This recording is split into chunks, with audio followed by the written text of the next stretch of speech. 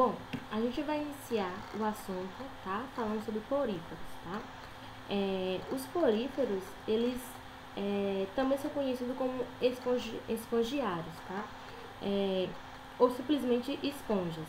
Eles surgiram provavelmente há cerca de 1 bilhão de anos e supõe-se que eles sejam originados de seres unicelulares, heterótrofos e que se agrupam em colônias, certo? Então a gente vai conhecer um pouquinho dessa constituição dos poríferos, tá? Seu modo de vida, sua reprodução e a estrutura dos poríferos.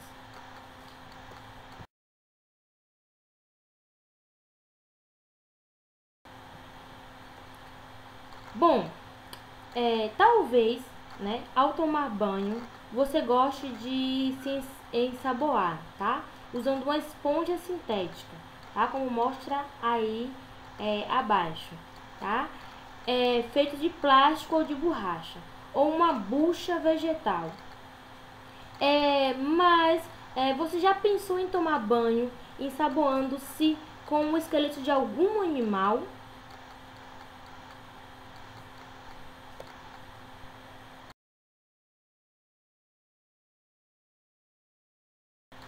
Bom, antes da invenção das esponjas sintéticas, tá? As esponjas naturais eram muito usadas pelas pessoas para tomar banho, tá? E na limpeza doméstica. Bom, para esfregar panelas e copos, por exemplo. As esponjas tá? As esponjas naturais é o esqueleto macio de certas espécies de animais do grupo dos poríferos, tá? Esses esqueletos, eles são feitos de um emaranhado de delicadas fibras de uma proteína chamada espongina.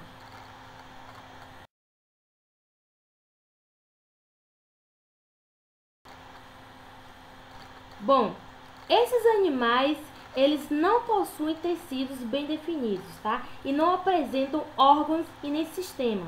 São exclusivamente aquáticos, tá? Predominantemente marinhos, mas existem algumas espécies que vivem em água doce.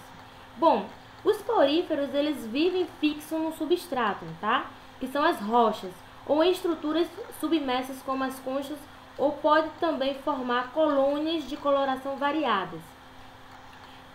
Podem ser encontrados desde as regiões mais rasas das praias, tá? Até a profundidade de aproximadamente 6.000 metros por aí, ok? Eles se alimentam-se de restos orgânicos ou de micro-organismos, tá? Que capturam filtrando a água que penetra no seu corpo, como a gente vai ver, tá? Nos próximos slides. E por sua vez servem de alimento para algumas espécies de animais, tá? Como certos moluscos, ouriços do mar, estrela do mar, peixes e tartarugas.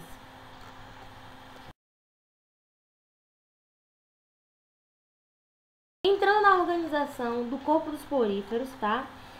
O corpo de um porífero, ele possui células que apresentam uma certa divisão de trabalho, tá? Algumas dessas células, elas são organizadas de tal maneira que formam pequenos orifícios denominados poros, tá? Em torno do corpo do animal.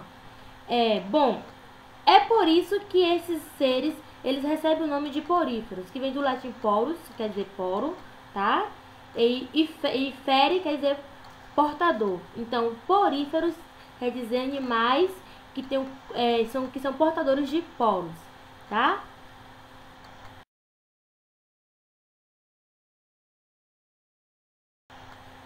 Bom, observando esse esquema aí, tá?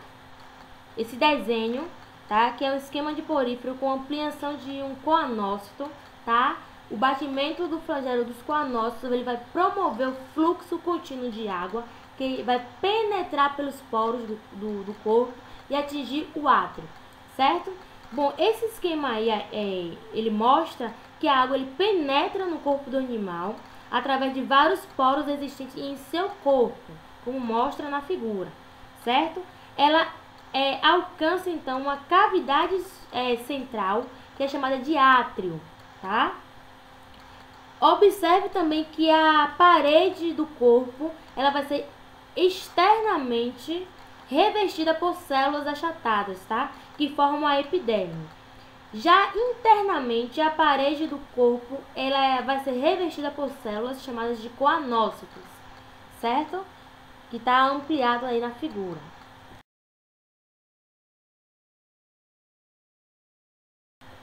Bom, cada coanócito possui um longo flagelo, tá?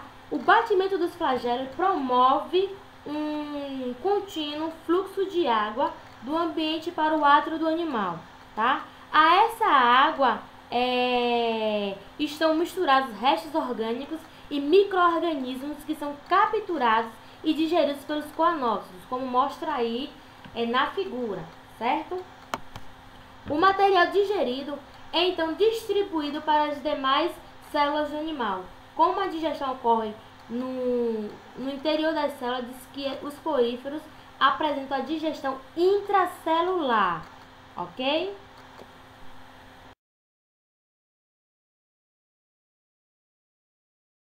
Bom, os poríferos são animais filtradores, tá? Já que eles filtram a água que penetra em seu corpo, retirando dele o alimento e o gás oxigênio. Depois disso, a água com resíduo, tá, do metabolismo desses animais é eliminada para o ambiente por meio de uma abertura denominada ósculo, que fica na parte de cima como mostra a figura, tá? Bom, o esqueleto, né, das esponjas é formado por diversos tipos de substâncias. Entre elas destacam-se as espículas, tá? As espículas de calcário ou sílica, tá? Com formas variadas e uma rede de proteínas chamadas esponginas, tá? Em certas esponjas, o esqueleto não possui espícula, mas tem a rede de espongina bastante desenvolvida. As esponjas desse tipo que foram muito utilizadas no passado para banho e limpeza doméstica, tá? Como a gente começou o início dessa aula. Então a gente vai ver aí, ó, na primeira imagem, tá, uma espícula que sustenta o corpo dos poríferos. E do lado, tá, uma espícula mais detalhada, tá? Uma imagem feita através de um microscópio eletrônico.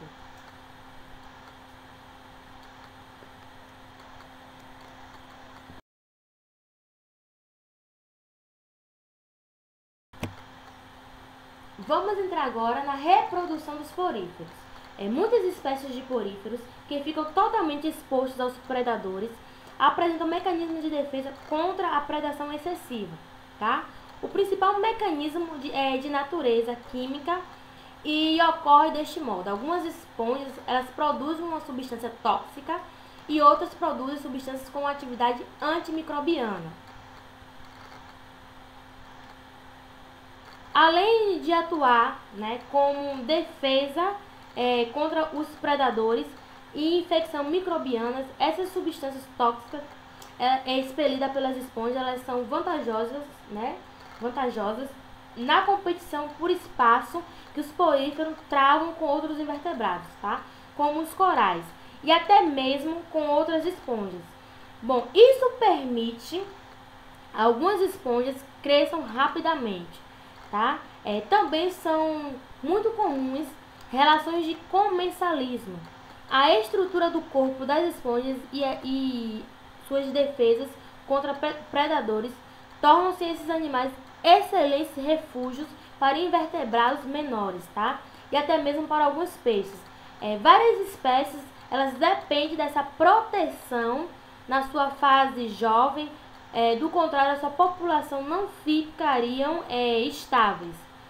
Outras associações comuns são aquelas envolvendo esponjas, bactérias e cianobactérias, tá?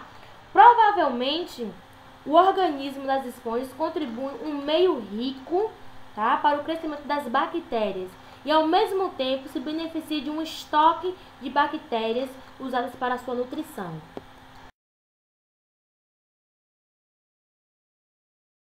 O tipo de reprodução, tá? As bactérias elas podem se reproduzir assexuada ou sexuada. Bom, a forma assexuada, tá? Ocorre, por exemplo, por brotamento, como mostra aí na imagem. Bom, nesse caso, vai formar-se um broto, tá? Que pode se separar do corpo do animal e dar origem a novas esponjas. Observe o esquema, tá? A esponja ela vai apresentar, as esponjas ela apresentam ainda a grande capacidade de regeneração, tá? Se uma esponja for partida em pedaços, cada pedaço ela pode dar origem a uma nova esponja.